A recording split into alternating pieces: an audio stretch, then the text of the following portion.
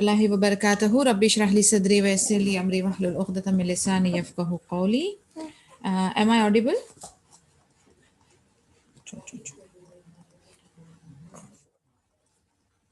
One of you please confirm. Can you hear me clearly?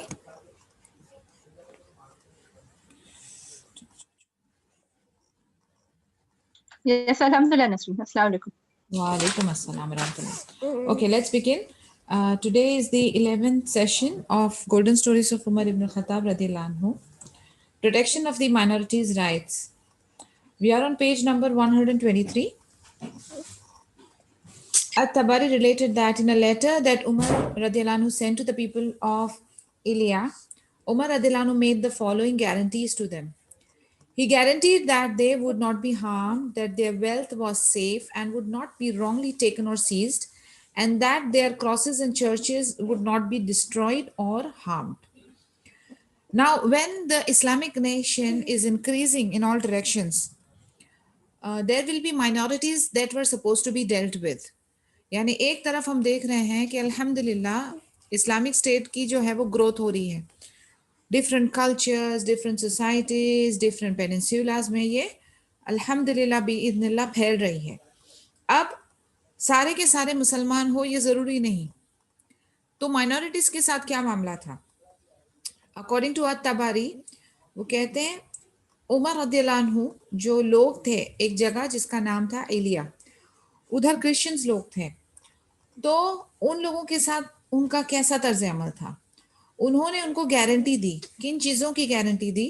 कि उनको कोई भी हार्म नहीं पहुंचाएंगे, कोई तकलीफ नहीं पहुंचाएंगे, उनके जो माल है उस वो भी प्रोटेक्टेड रहेंगे, सेफ रहेंगे, और कुछ भी उनके ऊपर जुल्म ज़बरदस्ती करके उनसे उनका माल, उनकी प्रॉपर्टी नहीं छीनी जाएगी, और उनके चर्चेस, उनके क्रॉसेस यानी उनका फेथ जो है उसकी रिलेटेड चीज़ें भी डिस्ट्रॉय या हार्म नहीं की जाएगी। सुब्हानअल्लाह, this is the real face of Islam. Umar's governor of Egypt, Amr bin al-As radhiyallahu anhu, wrote the following official letter to the inhabitants of Egypt. In the name of Allah, the most beneficent, the most merciful, Amr bin al-As guarantees the people of Egypt safety for their lives, their freedom to practice their religion, their wealth, their churches, their crosses, their land and their sea. अब आप देखें, ये है वो तरीकाकार कि जिसे हम कह सकते हैं democracy.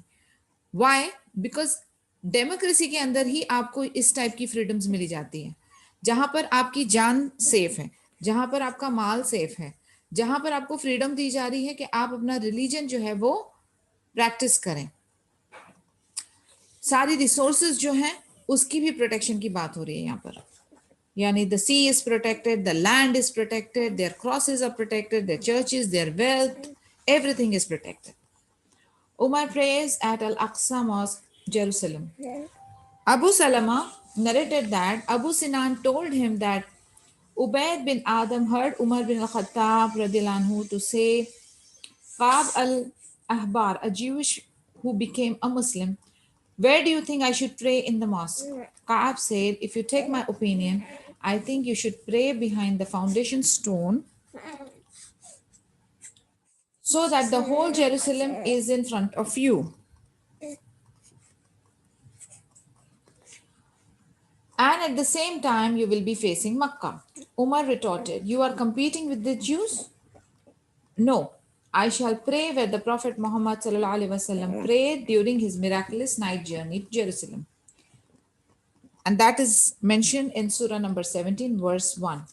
Thus he faced the Kaaba and prayed. Abu Salma narrate करते हैं कि अबू सिनान ने उनको बताया, उबैद बिन आदम ने सुना था कि उमर बिन अल-खत्ताब रदियल्लाहु अन्हु ने काब अल अहबार, जो कि एक यहूद थे पहले, फिर बाद में उन्होंने इस्लाम कबूल किया, उन्होंने पूछा कि आपको क्या लगता है, वेयर शुड आई प्रे, इस मस्जिद में? उमर रदियल्लाहु अन्हु ने पूछा, तो काब ने जवाब दिया कि अगर आप मेरी ओपिनियन पूछ रहे हो तो आप जो ये फाउंडेशन स्टोन है उसके पीछे आप इबादत करिए, ताकि पूरा जेरूसलम जो है वो आपके सामने होगा और आप मक्का को भी रुख कर रहे होंगे। तो उमर रदियल्लाहु अन्हु ने कहा, क्या हम यहूदों के साथ कंपटीशन कर रहे हैं? उन्होंने उसकी ओपिनियन को, सजेशन को रिजेक्ट किया और कहा कि मैं उस डायरेक्शन में प्रे करूंगा जहां पर नबी सल्लल्लाहु अलैहि वसल्लम ने इसरा और मेराज की रात को प्रे किया था। और इसका रेफरेंस हमको, इसरा और मेराज का रेफरेंस हमको सूरह 17 वर्स 1 में मिलता है। एंड दस उन्होंने किबला को फेस किया और अपनी सलाह कामिल की। Then he swept the mosque and his robe and others followed suit. फिर वो निकले, उन्होंने नमाज के बाद किया उन्होंने मस्जिद को अपने रोब से साफ किया, पोंछा मारा और दूसरों ने भी उसको फॉलो किया। अब आप देखें again, he never used to fail. जहां कहीं भी आजिज या कहीं पे भी ह्यूमिलिटी दिखाने की बारी आती थी तो वो कभी भी नहीं कमी पेशी करते थे। तो अभी आप सोचें where he is, what is his position. लेकिन उसके बाद वो क्या करते हैं, उसके बाद वो अपना रोब निकालते हैं और उससे मस्जिद को, अल्लाह के घर को साफ करते हैं। What does it prove? It proves that इंसान जो है वो कुछ भी नहीं है, वो अल्लाह ताला का स्लेव है, बंदा है, ठीक है। और अल्लाह के घर की सफाई हो रही है अपने हाथों से। तो ये एक बहुत बड़ी नेकी है और ये एक सबूत है कि जब दीन आपके अंदर आता है तो आप बहुत ज्यादा आजिज, हम्बल और आपके अंदर ह्यूमिलिटी आ जाती है। Ibn Taymiyyah, may Allah have mercy upon him, said, the Al-Aqsa Mosque is the name of the entire mosque. However, some people apply that name only to the prayer place built by Umar in its front portion. Praying in that portion is better than anywhere else in the mosque. When Umar conquered Jerusalem, he found a great garbage dump on the foundation stone, which the Christians had placed there to belittle the people of the Jewish faith who prayed towards it. Umar radiallahu anhu ordered the filth to be removed from it. He asked Ka'ab where to make a mosque for the Muslims. Ka'ab suggested making it behind the foundation stone. However, Umar rejected this idea, saying, "Nay, I shall build it in the front of it, as we should have the front part of the mosque." इब्न तैमिया रहमतुल्लाह कहते हैं कि अल अक्सा मस्जिद जो है वो पूरी मस्जिद का नाम अल अक्सा है, बट कुछ लोग जो है ना, उमर रदियल्लाहु अन्हु ने एक पोर्शन बिल्ड करवाया था मस्जिद अल अक्सा में, तो वो सिर्फ उसी पोर्शन को ही अल अक्सा कहते हैं, हालांकि पूरी मस्जिद का नाम जो है वो अल अक्सा है। अब ऐसा हुआ कि फाउंडेशन स्टोन जो था उधर क्रिश्चियंस ने गार्बेज डंप किया हुआ था, क्योंकि उन्होंने जो है वो यहूद की बेइज्जती करनी थी और यहूद जो है वो फाउंडेशन स्टोन की तरफ रुख करके अपनी इबादत किया करते थे। तो जब उमर रदियल्लाहु अन्हु ने कॉन्कर किया तो उन्होंने वो गंदगी को साफ करवाया और फिर उसके बाद उन्होंने काब के साथ मशवरा किया कि मैं कहाँ पर अपने लिए, मुसलमानों के लिए इबादत करने की जगह बनाऊं उस एरिया में, उस मस्जिद में, उस टोटल एरिया में कहाँ पर बनाऊं। तो उन्होंने कहा था कि फाउंडेशन स्टोन के पीछे बनाए। तो उमर रदियल्लाहु अन्हु ने फिर रिजेक्ट किया उनकी आइडिया को और कहा कि वो फाउंडेशन स्टोन के आगे के हिस्से पे बनाएंगे, और वो अभी भी मौजूद है जो उमर रदियल्लाहु अन्हु ने बनाया था। The stance adopted by the Caliph shows practically that Islam respects all the heavenly religions and their sacred relics. यानी ये जो रियल तरीकाकार है इस्लाम का वो इस तरीके से है कि जो रिलीजन है जिसे हम कहते हैं ना कि यहूद और नसारा, उनकी रेलिक्स या उनके रेमिनेंट्स या उनकी जो फेथ और जो बेसिक चीजें हैं उसको चेंज या बदल या उसके अगेंस्ट में, उसकी हुर्मत के अगेंस्ट में कुछ भी एक्शन नहीं लिया जाता था, बिकॉज कहीं ना कहीं जाके उनके साथ टेम्परिंग उस फेथ के या उस बुक्स के साथ हुई है, मगर वो सब आसमानी किताब थी, तो कहीं ना कहीं जाके उसकी ऑनर बनी रहती है, टोटली उसको रिजेक्ट या उसको डिमोलिश नहीं किया जाता है। और यही चीज जो खलीफा उमर रदियल्लाहु अन्हु थे उन्होंने अपने ये किस्सों से हमें बताया है कि it was given its due respect, because वो जो है 100% रिजेक्ट या नलीफाई नहीं होती है, सिर्फ ह्यूमन टेम्परिंग के वजह से।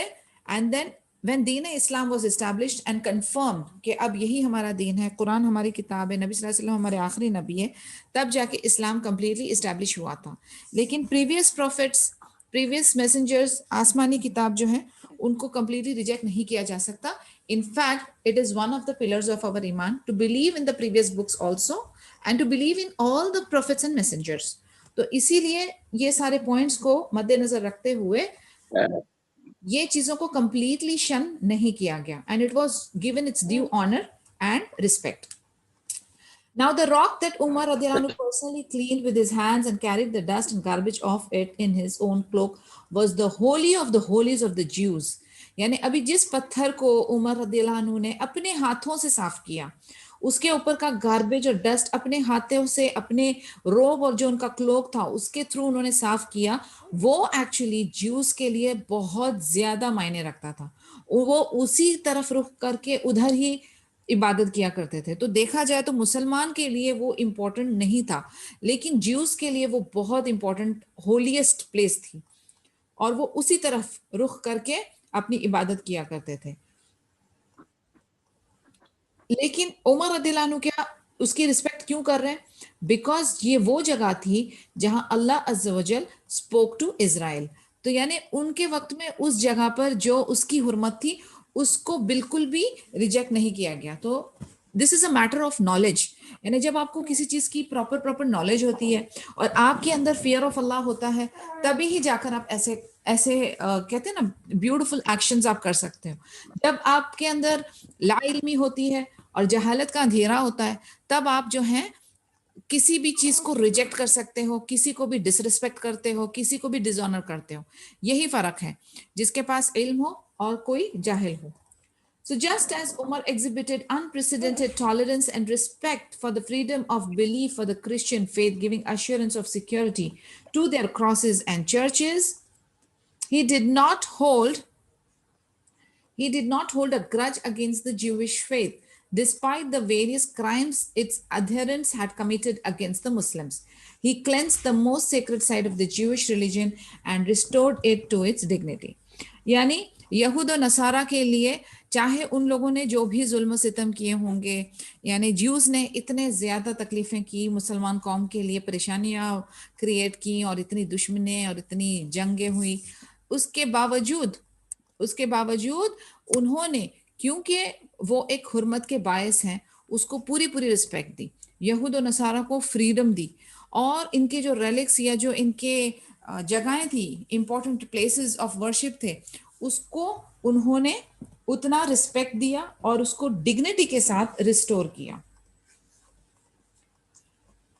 Great system of government. When the history of rulers and the systems of government is studied, we come to realize that Umar was unique in his personality. He established an office of records, a census bureau, which was better than that which is found today. जब बात निकलती है कि हम हमारे previous history में से rulers निकालें और गवर्नमेंट के सिस्टम को निकालें, तो तब जाके रियलाइज होता है कि उमर रदियल्लाहु अन्हु की एक बड़ी डिफरेंट सी पर्सनालिटी थी, बहुत यूनिक पर्सनालिटी थी. उन्होंने अपने ऑफिस के अंदर बाकायदा बेहतरीन सिस्टम फॉर्मुलेट किया था और अच्छी तरह से उनकी रिकॉर्ड्स रहते थे. उन्होंने एक सेंसस ब्यूरो भी बनाया था जो कि इस जमाने के सेंसस ब्यूरो से भी बेटर था. यानी आप सोचें, टेक्नोलॉजी आज के हिसाब से कुछ भी नहीं थी, ठीक है, लेकिन फिर भी वो जो सिस्टम उन्होंने एस्टैब्लिश किया था, it was so beautiful and so organised and so realistic कि वो आज भी माना जाता है. तो जब कहीं स्टेट्समैन, द बेस्ट स्टेट्समैन की बात निकले, या गवर्नमेंट सिस्टम फॉर्मुलेट करने की बात निकले, या एक नेशन एस्टैब्लिशमेंट या एक सिविलाइजेशन एस्टैब्लिशमेंट की बात चले, तो उमर इब्न खत्ताब रदियल्लाहु अन्हु का नाम जरूर आता है. और एक बार मैंने आपको अर्रहीक अल मख्तूम में भी बताया था कि माइकल हार्ट ने जो 100 टॉप मेन, यानी इन ऑल एस्पेक्ट्स, पूरी दुनिया में आज तक के कौन टॉप 100 मैन है in terms of popularity, in terms of character, in terms of everything, हर चीज के उसमें इन्वॉल्व होगा कि वो ओवरऑल पर्सनालिटी कैसे थे. उसमें जो लिस्ट आई है, इंशाल्लाह I will try to share it with you guys.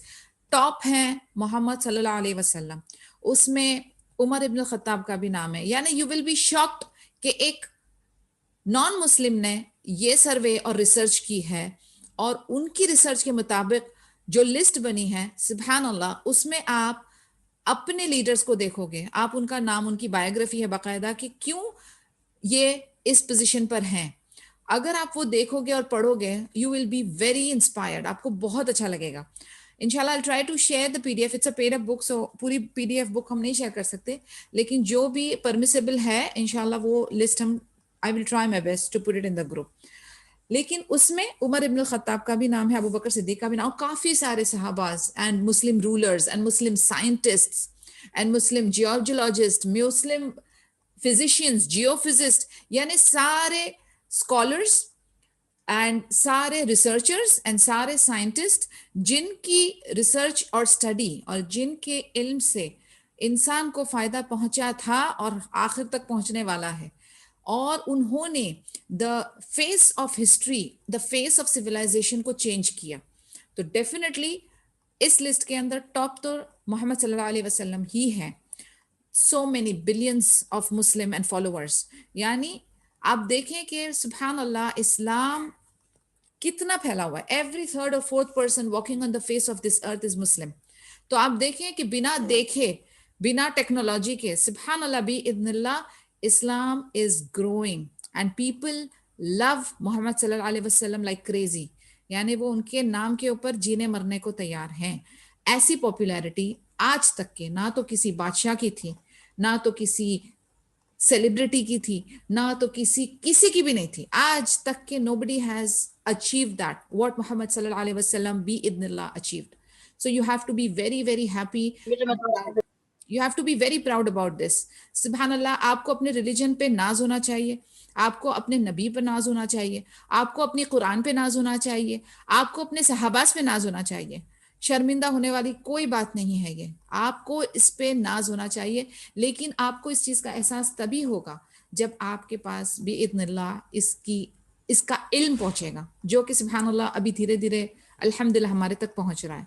तो just imagine the statesmen, the best military, the best governmental offices that was established at that time and which stayed for a very long time, flourishing, यानी इतना finance, इतना economic stability, गुर्बत का नामो निशान खत्म, unemployment खत्म, उस टाइप का एक state develop करना was in the time of Umar ibn al-Khattab radiallahu anhu's caliphate.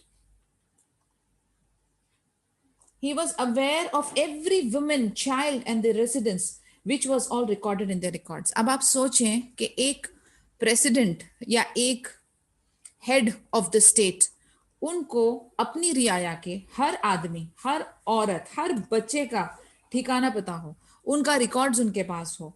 He was also aware of the stipend that every Muslim received from the public treasury.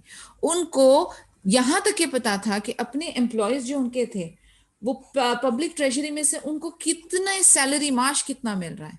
इतनी इंफॉर्मेशन होना इस चीज का सबूत है कि जो हमारे लीडर हैं या जो हेड ऑफ द स्टेट है वो कितने केयरफुल है, कितने इंटेलिजेंट है और कितने स्मार्ट है. सुभान अल्लाह. असर की अजान हो रही. Will have to take a break here. Okay. So he classified them according to their services to Islam. Those who participated in the Battle of Badr were given preference to other fighters. Next in preference were those who participated in the Treaty of Hudaybiyah. Next in preference were those who participated in the War of Apostasy. Then came those who fought against the Romans and Persians with courage and valor. The children of those who fought in the Badr and the children of those who fought against the Romans and Persians were treated equally. Other distributions were also based on this formula. Umar radiallahu anhu organized the army, dividing them into units and sections. आप देखें किस तरीके का अदल, किस तरीके का fairness होता था उनकी तकसीम में. उन्होंने जो जंग बदर में शामिल हुए थे उनकी फैमिलीज को, उनके बच्चों को प्रेफरेंस दिया था. उसके बाद जो ट्रीटी ऑफ हुदैबिया के थे जिन्होंने उसमें पार्टिसिपेट किया था उनका सेकंड नंबर आया. थर्ड जो है जो मुर्तद के अगेंस्ट में जो वॉर्स हुए थे उनका नंबर आया था. और फिर उसके बाद जो रोमन्स एंड पर्शियंस के साथ लड़े थे, जितनी जंगें हमने अल्हम्दुलिल्लाह रहीक अल मख्तूम में कंप्लीट की, यू कैन रिलेट. तो उस तरीके से उन्होंने प्रेफरेंसेस दिए हुए थे.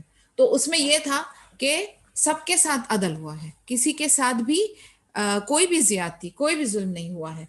और उन्होंने अपनी आर्मी को भी यूनिट्स और सेक्शंस में डिवाइड किया हुआ था. तो यानी with in the government admin related जो एक्टिविटीज थी वो भी परफेक्टली ऑर्गेनाइज थी, आर्मी रिलेटेड जो जरूरतें थी वो भी परफेक्टली ऑर्गेनाइज थे, जो रियाया थी, जो लोग हैं, जो गरीब मिस्कीन, द पॉपुलेशन, जो उम्मत, वो भी बिल्कुल हैप्पी एंड सेटिस्फाइड थे, क्योंकि वो कितना पर्सनली लेते थे और वो सिर्फ अपने ही हद तक नहीं रखते थे, अपने ऑफिसर्स जो थे, उनके ऑफिशियल्स जो हुआ करते थे, उनके ऊपर भी वो एक रूल्स और प्रोटोकॉल्स लागू किया करते थे। It was very fair, very transparent और बहुत क्लीन गवर्नमेंट, बहुत clean government. Accountability of government.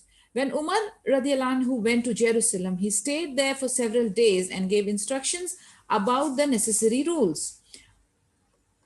जब भी उमर रदियल्लाहु अन्हु जेरूसलम गए तो उधर वो कुछ चंद दिनों के लिए रहे और उन्होंने इंस्ट्रक्शंस दिए कि क्या क्या इंपॉर्टेंट रूल्स लागू होने चाहिए। Once Bilal complained to Umar radiallahu anhu that the commanders of the army were eating the meat of fowl and fine breads, which were not available to the common Arabs. Umar investigated into the matter, and the commander of the army answered that these foods were cheap in this area. They are able to buy this food for the same price that they would buy dates for and rough bread in Hijaz. Umar radiallahu anhu couldn't force the army commanders to not eat this type of food, but he established a salary and rations for every soldier. अब देखें कि इसमें हमारे लिए कितने बड़े बड़े lesson छुपे, छोटे छोटे किस्सों में कितनी चीजें हैं सीखने के लिए।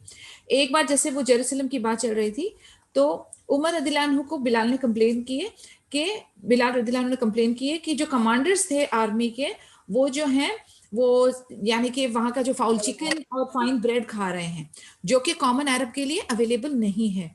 तो उमर रदियल्लाहु अन्हु ने क्या किया, उन्होंने इन्वेस्टिगेट किया मामले को और फिर उन्होंने बातचीत की अपने आर्मी कमांडर्स के साथ, जिन्होंने बताया कि यहाँ पर ये वाला जो खाना है वो बहुत चीप है as compare to हिजाज।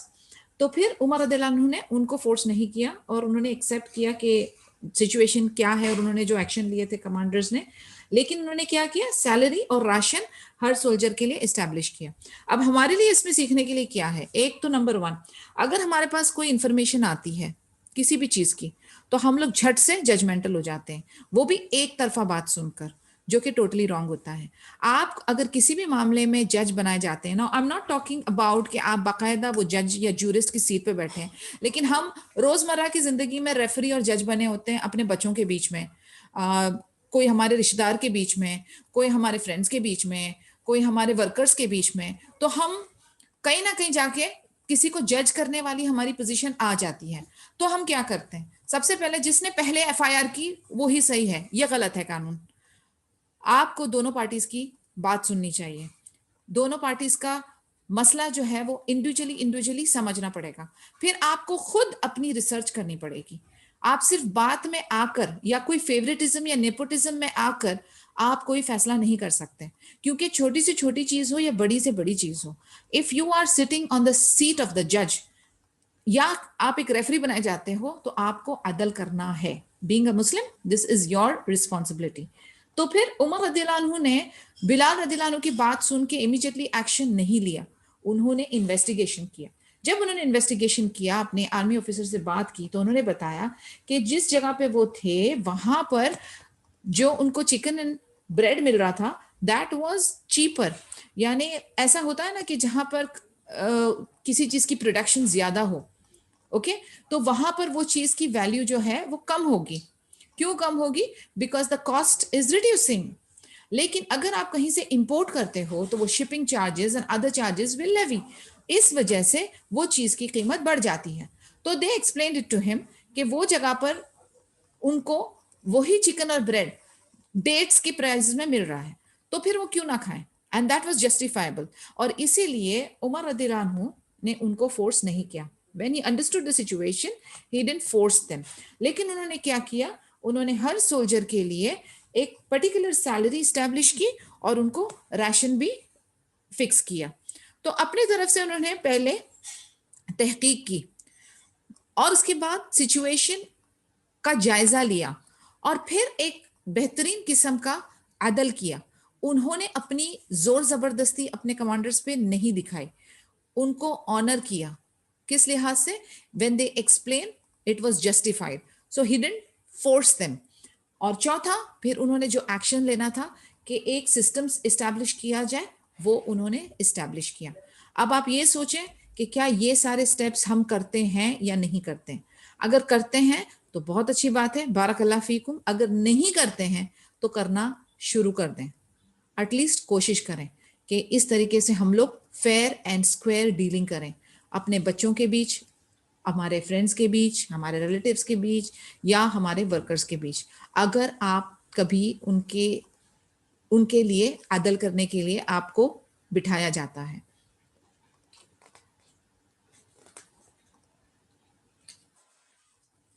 Expelling the Jews from Khaybar. In Sahih al-Bukhari, it is related that one night Abdullah bin Umar radiallahu anhu went to Khaybar in order to check up on some wealth he had there. During his stay there, he radiallahu anhu was attacked by a group of Jews who broke the joints in Abdullah's hands and feet, causing them to come out of their sockets. Abdullah's hands and feet became twisted, which was an unusually cruel punishment that his attackers had inflicted upon him. After this incident, Umar radiallahu anhu stood up to deliver a speech, and in it, he radiallahu anhu announced that he had made up his mind to expel the Jews of Khaybar from their homes.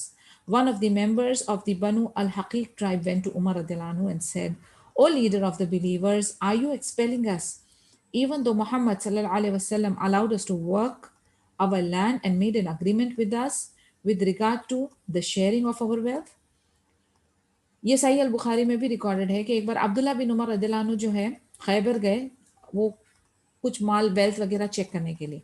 तो उनके वहां पर stay के दौरान उनके ऊपर group of यहूद ने अटैक कर दिया और इस तरीके से उनको फिजिकल असॉल्ट किया कि उनके जॉइंट्स जो है ना हाथ और पैर के, वो तोड़ने की उन लोगों ने कोशिश की और वो जो है अपने सॉकेट से बाहर आ गए थे। तो उनके जो हैंड्स और फीट थे वो ट्विस्ट हो गए, क्योंकि जब सॉकेट से बाहर आ गए और ब्रोकन हो गए तो वो ट्विस्ट हो गए, जो कि बहुत ही क्रूअल पनिशमेंट है। यानी देखा जाए तो this is not acceptable, not normal, ये ह्यूमनली तरीका नहीं है। इसके बाद उमर रदियल्लाहु अन्हु जब खुतबा देने के लिए खड़े हुए तो उन्होंने अनाउंस किया कि उन्होंने अपना माइंड बना लिया है कि वो खैबर के जो यहूद है उनको जिला वतन कर देंगे। तो बनु अल हकीक ट्राइब जो है उनमें से एक बंदा खड़ा होकर उमर रदियल्लाहु अन्हु को कहते हैं कि आप जो हैं उनको निकाल रहे हो जिनको नबी सल्लल्लाहु अलैहि वसल्लम ने अलाउ किया था कि वो अपने इस लैंड पे वर्क करें और उनके साथ अग्रीमेंट किया था उनके माल को लेकर। तो उमर रदियल्लाहु अन्हु ने रिप्लाई किया, "Do you think that I have forgotten what the messenger of Allah sallallahu alaihi wasallam said to you? How will it be for you when you will be forced to leave Khaybar? And when, while mounted on your riding camels, you will be traveling further and further away from Khaybar, night after night." When the Prophet ﷺ said this, he ﷺ was in no uncertain terms promising the Jews of Khaybar that one day they would be banished from Khaybar. The Jewish man replied, "Abul Qasim, that is Prophet Muhammad ﷺ, was only joking." Umar radiallahu anhu said, "O enemy of Allah, you are lying." Umar radiallahu anhu then expelled the Jews from Khaybar and compensated them for the wealth they were forced to leave behind. अब जब उनसे पूछा गया था ना कि आप ऐसे क्यों कर रहे हो जबकि नबी सल्लल्लाहु अलैहि वसल्लम ने अलाउ किया था, तो उमर रदियल्लाहु अन्हु ने रिप्लाई किया कि क्या आपको लगता है कि मैं भूल गया हूं जो नबी सल्लल्लाहु अलैहि वसल्लम ने कहा था? उन्होंने कहा था। अब उमर रदियल्लाहु अन्हु का एक चीज और है कि यानी one of the best qualities that I am seeing right now and experiencing कि उनकी मेमोरी भी माशाल्लाह जबरदस्त थी।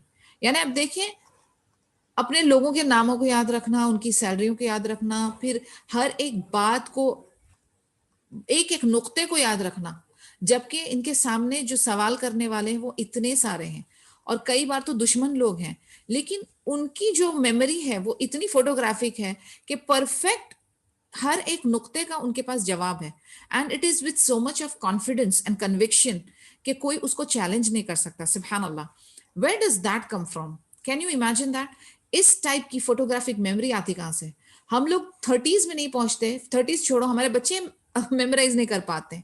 What is it that we have lost the focus? What is it that we have lost the power of concentration? What is it that we are unable to retain the information? हमारे brains जो कि सुभान अल्लाह computer से भी बहुत गुना ज्यादा powerful machine है, वो ऐसी कौन सी चीज है जिसने हमारे ब्रेन को ब्लॉक कर दिया है? Think about it. In the end we will have a discussion inshallah. सो उमर रदियल्लाहु अन्हु कहते हैं कि आप भूल चुके हो कि मुझे याद नहीं है जो नबी सल्लल्लाहु अलैहि वसल्लम ने कहा था। नबी सल्लल्लाहु अलैहि वसल्लम ने कहा था कैसा होगा कि आप लोगों को खैबर से जबरदस्ती निकाल दिया जाएगा और आप लोगों को अपने कैमल्स पे बिठा दिया जाएगा और आप ट्रैवल करते जाओगे करते जाओगे करते जाओगे और दूर दूर होते जाओगे खैबर से। रात के बाद रात, रात के बाद रात आप खैबर से दूर होते जाओगे। तो when Prophet Muhammad sallallahu alaihi wasallam said this, he sallallahu alaihi wasallam was in no uncertain terms, यानी उन्होंने जब ये कहा था तो उन्हें पता नहीं था कि कब ये होने वाला, यानी अनसर्टन टर्म्स थे, कोई कंफर्म नहीं था और उनसे दिन नहीं बताया था उन्होंने कि ये पीरियड में या ये दिन में या ये औकात में होगा। उन्होंने जनरली कहा था और ये कहा था कि आप खैबर से जिला वतन बैनिश्ड किए जाओगे। इस पर वो यहूद कहता है कि अबुल कासिम यानी नबी सल्लल्लाहु अलैहि वसल्लम जो है वो मजाक कर रहे थे। इस पर उमर रदियल्लाहु अन्हु ने कहा कि तुम अल्लाह के जो दुश्मन हो, तुम झूठ बोल रहे हो। और उमर रदियल्लाहु अन्हु ने फिर ज्यूस को खैबर से जिला वतन किया और उनका जो वेल्थ उन्होंने पीछे छोड़ा था उसके बदले उनको कॉम्पनसेट भी किया था। यानी आप देखें कि हाउ फेयर ही वॉज। अगर अभी उन्होंने जिला वतन कर दिया था तो कर दिया था, बिकॉज वो तो दुश्मन है, दीन के भी दुश्मन है और उन्होंने अटैक भी किया था जो कि अलाउड नहीं था। जब आप कॉन्ट्रैक्ट में होते हो तो आप अटैक नहीं करते। When he is the official, ये मुस्लिम इस्लामिक नेशन का ऑफिशियल थे। अब्दुल्ला बिन उमर रदियल्लाहु अन्हु जो वेल्थ चेक करने गए थे वो एक ऑफिशियल ट्रिप था, उस पे उन पर अटैक हुआ था। तो ऑनेस्टली स्पीकिंग ये जो यहूद थे खैबर के, इन्होंने कॉन्ट्रैक्ट जो उनके पीछे में अक्द था उसको उन्होंने ब्रेक किया था और इसीलिए उनको बैनिश करना तो बनता था लेकिन उनको कॉम्पनसेट करना जरूरी नहीं था। लेकिन सुभान अल्लाह उमर रदियल्लाहु अन्हु ने उनको कॉम्पनसेट भी किया, which shows how kind and how considerate he was. And it also shows that Alhamdulillah, Muslim treasury had that much of money with them कि वो ऐसी compensations भी कर सकते थे। Shurai's judgment. One day, Umar radiallahu anhu wanted to buy a horse from a bidun, so he rode it in order to test it out. During his test ride, the horse stumbled and was crippled as a result. Umar radiallahu anhu said to the bidun, "Take back your horse." The man said, "No." Umar radiallahu anhu said, "Then choose a judge to render a judgment in our dispute." The man said, "I chose Shuraiha." They went to him, and after he heard their opposing arguments, he said, "O leader of the believers, take what you have purchased, that is the horse, or return what you took in the condition it was in when you took it." Umar radiallahu anhu was so impressed by Shurai's judgment and reasoning that he exclaimed, "This is how a judge should pass judgments." He then sent him as a judge to Kufah. एक बार ऐसा हुआ, उमर रदियल्लाहु अन्हु को एक बिदून से घोड़ा खरीदना था, तो उन्होंने एक टेस्ट राइड ली, उसको उस पे सवार होकर टेस्ट राइड ली। टेस्ट राइड के अंदर घोड़ा जो है वो गिरा और क्रिपल हो गया, यानी उसकी टांग टूट गई। तो उमर रदियल्लाहु अन्हु ने बिदुन को कहा कि अपना घोड़ा वापस ले लो। अब वो जो बिदुन था उसने कहा मैं नहीं लूंगा। उमर रदियल्लाहु अन्हु ने कहा तो ठीक है, फिर कोई जज सिलेक्ट कर लो जो कि हमारा मामला सॉल्व करे। और उस बिदुन ने शुरैहा को सिलेक्ट किया, वो वन ऑफ द जजेस हुआ करते थे। तो वो उनके पास गए और दोनों ने अपनी अपनी जिरा करी। उस पर जो शुरैहा था उनका जो वो था जजमेंट किस तरीके का था, उन्होंने कहा कि O leader of the believers, take what you have purchased, यानी आप जो है जो आपने खरीदा था वो आप ले लीजिए, यानी आप वो घोड़ा खरीद लीजिए, या फिर आप उसको लौटा दीजिए उस कंडीशन में जिस कंडीशन में वो था जब आपने खरीदा था। ये बात सुनकर उमर रदियल्लाहु अन्हु बहुत इंप्रेस हो गए, उनके शुरैहा जजमेंट से बहुत इंप्रेस हो गए। और फिर उन्होंने कहा कि जज जो है वो इस तरीके का होना चाहिए। और फिर उन्होंने शुरैह को कूफा में एज अ जज बनाकर भेजा। क्या लगता है आपको इससे, इस स्टोरी से? Tell me what do you feel? Open your mics guys, let me understand how you feel, what do you feel?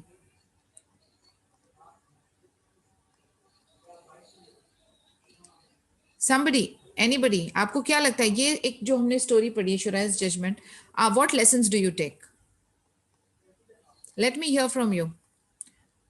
Husna, Afshan, Reen, speak up. जी रीन बोलें। जी सलाम वालेकुम। वालेकुम अस्सलाम रहमतुल्लाहि व बरकातुहू। जी आई मीन एक चीज को मतलब लोगों के अंदर की जो क्वालिटी है ना, वो देखना भी एक वो एक कैरेक्टरिस्टिक होता है। Number one. नंबर टू, अगर उन्होंने किसी के अंदर अच्छा चीजें देखी तो उनको हमेशा, तो उन लोगों को उन्होंने हमेशा मौका भी दिया है। ऐसा नहीं है कि हाँ चलो इसके अंदर क्वालिटी है तो इनका तरक्की ना करके इनको यहीं पे रखे, उन्होंने ऐसा नहीं किया। जो इंसान जो चीज डिजर्व करता है उनको वो चीजें दिया है। Alhamdulillah. That's what I feel. And specific to this Shuraiha's judgment. Okay, I mean, regarding the judgment, Yeah. you're asking? यानी ये वाली स्टोरी के अंदर हम क्या सीखते हैं? Yes, Shaima, you want to add something? Assalamu alaikum Assalamu warahmatullahi wabarakatuh.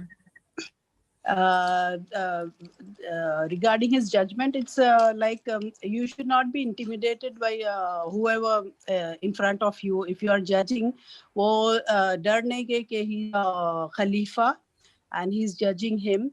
तो उस वजह से उन्होंने fair judgment दिया.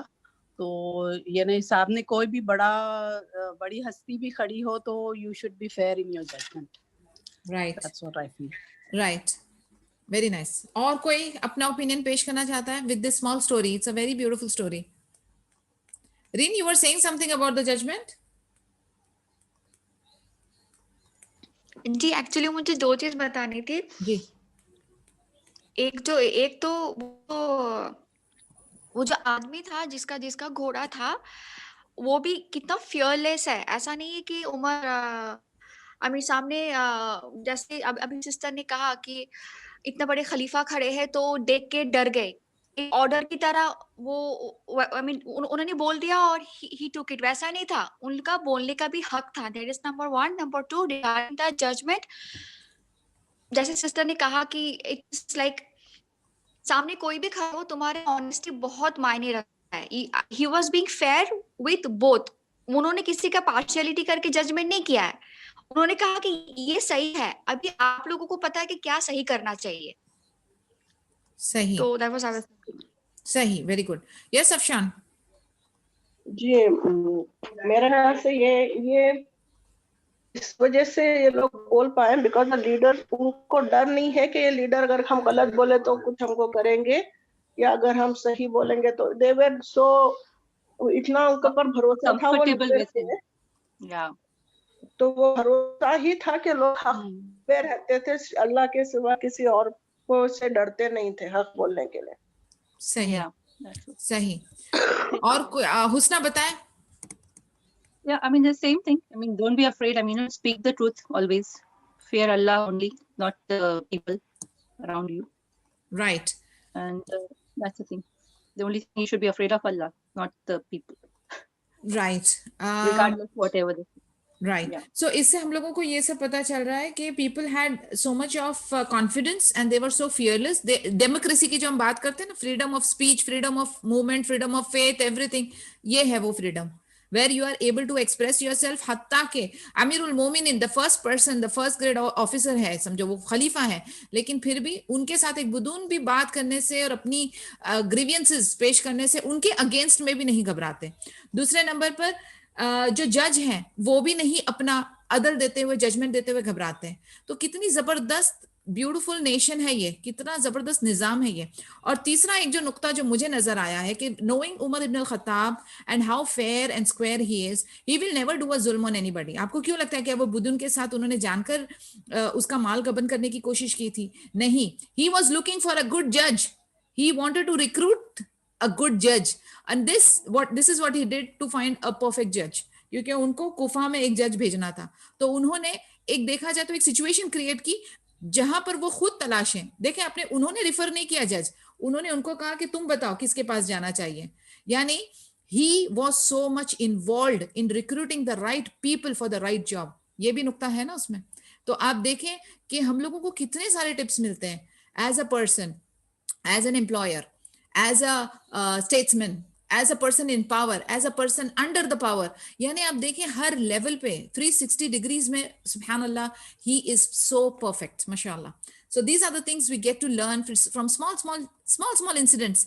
छोटी छोटी स्टोरियां, एकदम छोटी, बिल्कुल सिंपल, लेकिन कितनी हिकमत भरी है. और इसके अंदर इतने सारे लेसन्स हैं जिसमें से अगर हम लोग 50% भी बिइज़्निल्लाह अगर हम इसको अपनी लाइफ में ले आए तो आप देख सकते हैं कि कितना खूबसूरत, कितना अमन, कितना प्यारा और इस्लामिक माहौल हो सकता है। This is also like, be involved with the kids also, everything like you said. That is what. See, मैं Yes, वही तो हर एक exactly. चीज को हम Yeah. हमारी लाइफ से कनेक्ट कर रहे हैं ना, इसलिए मैंने कहा कि Exactly. हम रोज जज बनते हैं अपने बच्चों के बीच में, हम रोज रेफरी बनते हैं हमारे बच्चों के बीच में। कई सिचुएशंस हमारे दिन में आती है कि हमारी work, maids, everything. People under us, हमारे नेबर्स, हमारे रिलेटिव्स, हमारे फ्रेंड्स, हमारी family, within our circle, outside, in physical, virtual, कितनी जगहों पर you are being approached. But what do we do, what do we do, do we do these steps जो हम लोगों ने अभी सीखा कि क्या हम तहकीक करते हैं, क्या हम दोनों पार्टीज की बात सुनते हैं, क्या हम न्यूट्रल होते हैं, क्या हम फियरलेस होते हैं। हमारे ऊपर प्रेशर होता है कि अगर मैंने इसको वो बात नहीं की जो ये सुनना पसंद करता है तो ये मुझसे बदजन हो जाएगा, जो कि कितना गलत है। इसका मतलब है हमारा तवक्कुल अल्लाह पे नहीं है, इसका मतलब हम लोग अल्लाह के ऊपर डिपेंड नहीं करते, हम लोग इंसानों पे डिपेंड करते हैं, नौजुबिल्लाह। तो ये छोटी छोटी नुक्ते हैं, लेकिन यही चीजें हैं जो हमें एक बेहतर मुस्लिम होने के लिए, हमारी कमी पेशी जो है ना वो इन चीजों में फंसी हुई है और इसको हमें रिपेयर करना है, इसको हमें रेक्टिफाई करना है। एंड जब इंशाल्लाह बिइज़्निल्लाह हम ये चीजों को छोटे लेवल पे रेक्टिफाई करना शुरू करेंगे तभी ही जाकर इंशाल्लाह हम लोगों को बड़ी बड़ी कामयाबी नसीब होगी। तो on that note I would like to end here. और अगर हम लोग कुछ और डिस्कशन करना चाहते हैं in regards to memory and stuff, we are open. ये मैंने आपको पहले भी कहा था, दोबारा से मैं इसको बार बार अपने लिए भी रिपीट करती हूँ, आपके लिए भी रिपीट करती हूँ कि अगर आप ब्रेन पावर इंक्रीज करना चाहते हैं, अगर आप फोकस इंक्रीज करना चाहते हैं, अगर आप अपना कंसंट्रेशन इंक्रीज करना चाहते हैं तो उसकी चंद टिप्स हैं। सबसे पहली, Quran Quran Quran, attach with Quran as much as possible, पढ़ें, सुने, अंडरस्टैंड करें। और कुरान को लेकर अब बहुत कुछ जानना हमारे लिए ज़रूरी भी है और बाकी भी है। कुरान की तजवीद, मखारिज करें, ट्रांसलेशन करें, तफसीर करें, तदब्बुर करें। Okay, there are so many branches within Quran जो हमें करना पड़ेगा।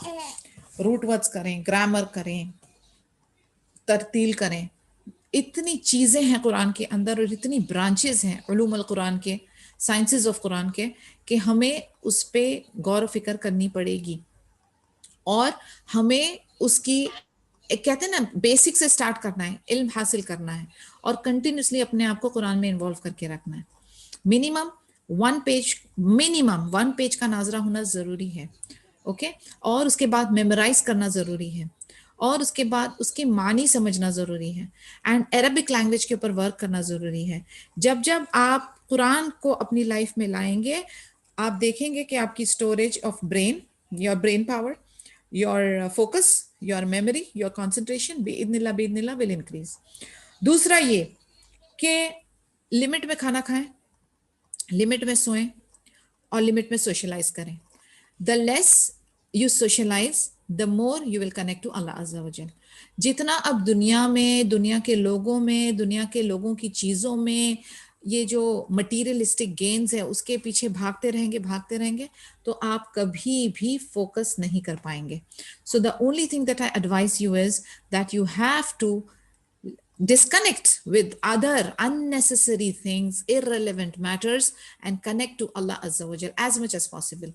मैं आपको totally आइसोलेशन के लिए नहीं कह रही हूँ, लेकिन मैं कह रही हूँ मिनिमाइज करें, क्योंकि हम लोग जो है वो रॉबिन्सन क्रूसो की तरह कोई आइलैंड पे जाके या कोई, मैंने आपको पहाड़ पे जाके वो मेडिटेट करने नहीं कह रही हूँ, that is not Islam. But जो हम अननेसेसरी इन्वॉल्व होते हैं उसकी बात कर रही हूँ कि हम हर एक की लाइफ के बारे में हमें जानना ज़रूरी है, हर एक की पंचायत करना हमें ज़रूरी है, हर एक एंटरटेनमेंट के अंदर हमें घुसे रहना ज़रूरी है, हर एक unnecessary news and information and what's happening and what's going on and what is not happening and what is not going on के पीछे जो हमारी एनर्जी ड्रेन होती है उसको आपको कंजर्व करना है। तो only things that pertain to you and your life directly and your dependants, उसमें आप इंटरेस्ट रखें। बाकी किसी के कोई मामला जो आपको दुनिया में, कब्र में और आखिरा में फ़ायदा नहीं पहुंचाती उसमें इन्वॉल्व ना हो। Just be concerned with the matters that are important for you for this world, for your grave and for your akhirah. और जितना हो सके उतना कुरान के साथ जुड़ जाए. The moment you start doing this, your iman increases, your knowledge increases, your connection with Allah Azza wa Jal increases, with the zikr askar, your connection with Allah Azza wa Jal increases, with the voluntary prayers, ठीक है, your connection with Allah Azza wa Jal increases. और जब ये होगा तभी ही जाकर बिस्मिल्लाह आपकी जो है कंसंट्रेशन एंड फोकस इंशाअल्लाह बिइज़्निल्लाह इंक्रीज होगी. तो इसके रिलेटेड कोई अगर क्वेश्चन है तो बताएं please. Is there anything else? आप लोगों के पास कोई टिप हो तो बताइए. एक और एक चीज है जो मैं करती हूँ वो ये है कि ब्रेन गेम्स वगैरह खेलती हूँ. यानी I am involved in physical exercises also, which I think really helps because almost 7 hormones are released when you do exercise, physical workout. दूसरा ये कि मैं चंद brain games में भी involved रहती हूँ. I try to play those puzzles and riddles and games and brain power जो है उससे भी अल्हम्दुलिल्लाह I like to do that. तो आप लोगों के पास कोई tips हैं तो please feel free to share. We'll add it up. Yes, Husna, I saw you're on mic getting unmute. Yeah, is this what you were going to discuss? I mean, later that in green you had said, Yeah. why don't we? Yeah. Okay, fine. Yes. Right. Do you have any tips to share, Husna? About most of them. If I do, I will put it in the group. Okay. Yes, Reem. मुझे बस और एक चीज बतानी थी कि जब हम कुछ चीजें, आपने जो कहा फोकस, एक तो फोकस करना है और हमें कुछ चीजें, सपोज अभी डिस्कशन चल रही है ना हमारा, अभी जो सपोज फॉर एग्जांपल सीरिया की क्लास चल रही है, तो एक तो फोकस चाहिए और सुनने के लिए सुनना चाहिए. एक होता है कि नहीं, कभी हम बात भी करते हैं ना सपोज आपस में, तो हम बोलने के लिए सुनते हैं, सुनने के लिए नहीं सुनते. Perfect. तो जब हम सुनने के लिए ध्यान से सुनते हैं ना, तब जाके बात दिमाग में रहती है. जैसे उमर के अपने एग्जाम्पल थे ना खलीफा, उन्होंने जब वो बात कहा, उन्होंने तुरंत वो रेफरेंस लेके उन्होंने कहा कि नहीं वो मजाक किए थे, और तब उन्होंने तुरंत उनको जवाब दिया कि नहीं, he knew what he was saying. He listened to it, इसलिए वो दिमाग में बैठा हुआ था. तो ये भी बहुत जरूरी मुझे वेरी लगता गुड है. Point. In fact initially if you remember, I don't know if you attended that lecture और नॉट, बट इसके बारे में हमने बहुत डिस्कशन की थी कि people these days, and I totally agree and I like the words that you have chosen to express it, कि हम लोग जो है ना सिर्फ बोलने के लिए सुनते, सुनने के लिए नहीं सुनते. And there is a wide difference between hearing and listening. Hearing is mindless hearing, कि हमारा फोकस नहीं होता है. अल्लाह ताला ने हमको एक जबान दी है और 2 कान दिए, इसके पीछे हिकमत भी है कि हम दुगना सुने और सिर्फ एक जबान दिए, 1 यूनिट हम बोलें. दूसरा एंड दूसरा ये कि एक्टिव लिसनिंग में ऐसा होता है, यू आर वेरी माइंडफुल. आप जब गौर से सुनेंगे तभी ही आप जो है उसका ऐप जवाब दे सकते हैं. ज्यादा सुनने से आपको वो इंफॉर्मेशन मिलेगी जो आपके पास नहीं है, और जब आप बोलते हो तो आपके पास जो ऑलरेडी इंफॉर्मेशन है, that is what you are delivering. तो अगर सीखना है ना तो सुनना जरूरी है, अगर जवाब अच्छा देना है तो सुनना जरूरी है. अनलेस आप सुनेंगे नहीं तो आपका ब्रेन प्रोसेस करेगा नहीं. अब लोगों के अंदर जो है ना चंद चीजें जो पैदा हो गई हैं, जो मेरा पर्सनल ऑब्जर्वेशन है, पीपल हैव स्टॉप्ड ब्रीदिंग. वो पूरा ब्रीद नहीं करते. 75% of the lungs are filled with toxins. They don't breathe. जल्दी inhale exhale करते हैं. Secondly, they don't drink enough water. पानी नहीं पीते for some reason. खाना खाते हैं उसके बदले. Number 3, they don't listen. सुनना भी छोड़, बहुत उनका पेशेंस लेवल यानी इतना बेसब्रा हो गया है, इतनी मल्टीटास्किंग हो गई है, इतना इंसान बिखर गया है. इट इज जस्ट लाइक वो टेक्नोलॉजी के अंदर इतने सारे ऑप्शंस है, टीवी के अंदर इतने सारे चैनल्स हैं, कलर्स इतने हैं, इतने फॉर्मेट्स हैं, इतने टेम्पलेट्स हैं. वो जो है ना ऑप्शंस इतनी आ गई है कि the beauty of that particular picture is gone. Focus खत्म हो चुका है. तो हमको जो है ना वो पूरा सिंक करके अपना एक नुक्ते के ऊपर लेकर आना है. वो जो 100 जगह पे हमारा वो जो स्पेक्ट्रम फैला हुआ है ना, उसको पूरा ज्वाइन करके एक स्पॉट पे लेकर आना है. And that when we do, तब जाके खूबसूरती आएगी, और तब जाके वो ऑब्जर्वेशन जो हमारा है ना वो शार्प होगा. आई सी रेज ऑफ हैंड्स. यस आफ्शान जी. और थोड़े दिन पहले एक वर्कशॉप हुआ था जहाँ पे ब्रेन मेमोरी को स्ट्रेंथ करने के लिए कुछ. आफ्शान आवाज थोड़ी सी लाउड करें प्लीज. हाँ जी, थोड़े दिन पहले एक वर्कशॉप अटेंड की थी मैं, जिसमें वो लोग बता रहे थे कि अपनी मेमोरी को, ब्रेन मेमोरी कैसे बढ़ा सकते हैं. जी ब्रेन मेमोरी बढ़ाने के लिए सबसे पहले है कि हमारे अंदर जो अनवांटेड डेटा है उसको खाली करें, जी स्पेस बनाना है। तो उसके लिए वो बोल रही थी कि लेडी कि हमको ब्रीथ इनहेल करना है और उसको Perfect. होल्ड करके रखना है, 1 2 3 4 काउंट करें, सेकेंड इजीली जितना आप होल्ड कर सकते हैं होल्ड करें, फिर एक्सहेल करें। जी इस तरह दिन से 3 बार करें। फिर हर दिन आप अपना टाइम इंक्रीज करें। आज फर्स्ट डे जैसे आप 3 सेकेंड्स या 4 सेकेंड्स के लिए होल्ड कर रही हो breath, then next day it should increase to 1 to 2 seconds. इस तरह क्या है ब्रेन मेमोरी बढ़ेगी। जी तो ये बोल रहे थे प्रूफ किया हुआ है, तो ये एक्सरसाइज करें इंशाल्लाह। और अनवांटेड जो है इसने ये कहा वो कहा ये सब हटा दें, जो जरूरी नहीं है उसको रखें अपने। Thanks. बिल्कुल सही।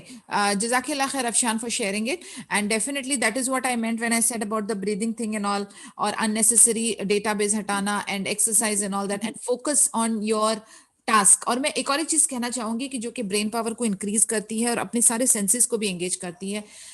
Any time you want to do anything, जैसे अभी आप लेक्चर अटेंड कर रहे हैं, ठीक है, make a habit of writing the note. आप है ना जितना लिखेंगे ना, जो जो आपको करना है in a day, write a task note. आपके पास एक टास्क नोट होगी ना कि आज का मेरा ये टास्क है। जब आप लिखते हैं ना तो वो आपकी मेमोरी में स्टोर हो जाता है। जब आप लिखते हैं तो सिर्फ आप सुन रहे हैं तो एक सेंसेस में ऑडियो फाइल चली गई है, लेकिन जब आप लिखते हैं तो एक टेक्स्ट फाइल भी बन जाती है, एक विजुअल फाइल भी बन जाती है। That helps your memory, different channels में वो स्टोर हो जाता है। और जब आपकी वक्त जरूरत हो, यू नेवर नो कौन सी वाली स्टोरेज वाली फाइल से वो पॉपअप होगा। तो make a habit of writing, make a habit of reading, make a habit of saying loud. यानी कुछ चीजें जो मैंने देखी है कि अगर if I want to memorise it, मैं धीरे धीरे पढ़ रही होंगी तो मुझे मेमोराइज नहीं होता, but if I do it loudly मुझे जल्दी, that means my audio file, या मेरी जो ऑडियो फाइल है वो ज्यादा पावरफुल होती है। तो ये चंद चीजें हैं जो हम लोगों को खुद रियलाइज करनी पड़ेगी कि हम हमारे कौन से सेंसेस को एंगेज करते हैं। तो आप देखें कौन सा मेथोडोलॉजी आपके लिए सूट करता है, लेकिन ये चंद चीजें हैं जो हम प्रैक्टिस करेंगे and will realise how we can improve it. Yes रीन। आपको पता है अभी आप जो ये बता रहे थे ना, अभी सुभान अल्लाह, मुझे लग रहा है कि अभी मुझे याद आया जब मैं स्कूल में थी तब से लेकर कॉलेज तक मॉम मुझे यही बोलती थी, जब पढ़ो जोर से पढ़ो। दो चीज होती है, जब सुनते हो ना तब वो ज्यादा याद रहता है, और जब जोर से पढ़ते हो तो दिमाग में कुछ चीजें नहीं आती है।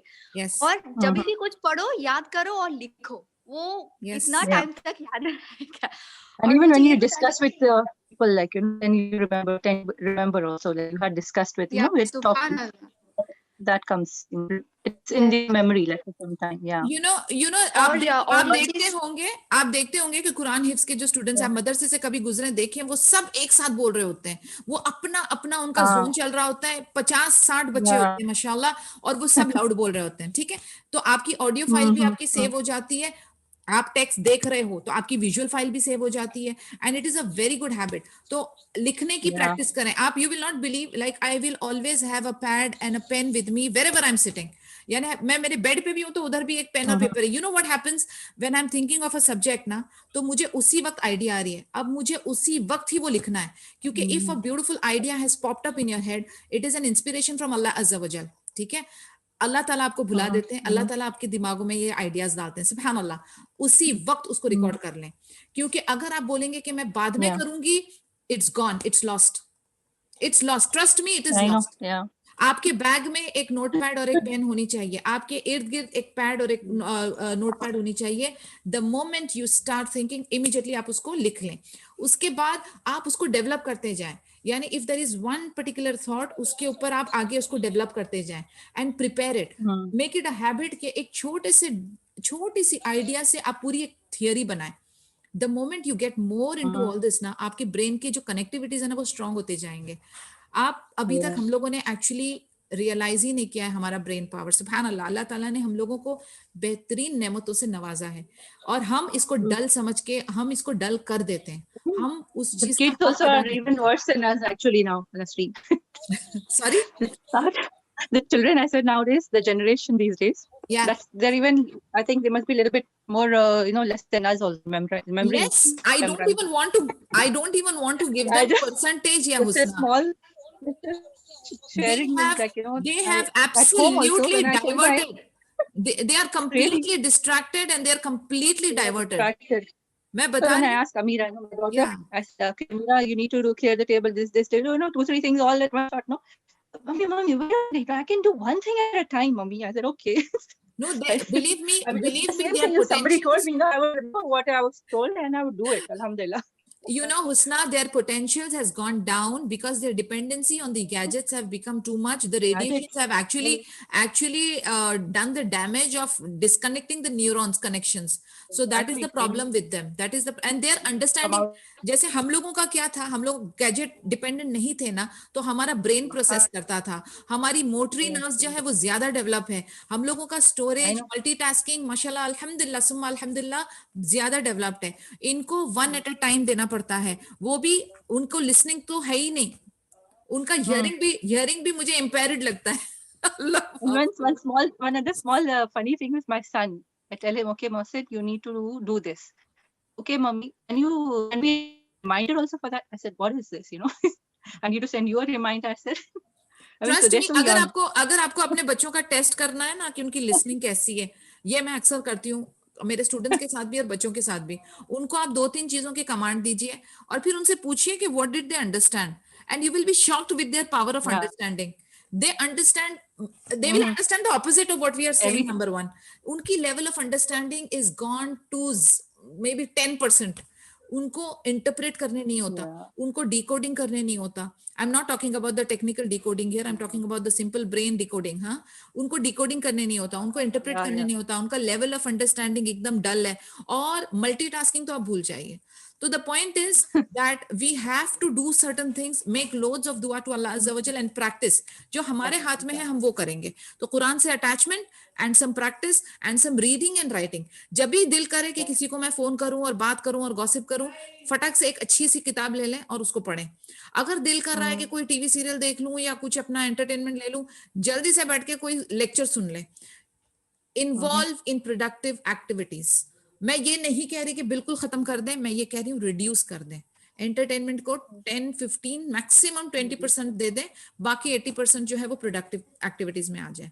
आई hope you guys don't hate me. सुब्हानकल्लाहुम्मा व बिहम्दिका नशहदु अन ला इलाहा इल्ला अंता अस्तगफिरुका व अतूबु इलैक. अस्सलामु अलैकुम व रहमतुल्लाहि व बरकातुहू. Any questions girls? Otherwise we will disconnect. It's already 14. We are good. हाँ, चलो इंशाल्लाह मिलते हैं फिर कल. ऑलराइट, अस्सलाम वालेकुम व रहमतुल्लाहि व बरकातुहू. वालेकुम सलाम व रहमतुल्लाहि व बरकातुहू. जज़ाकल्लाहु खैरन. वय्याकी वय्याकी.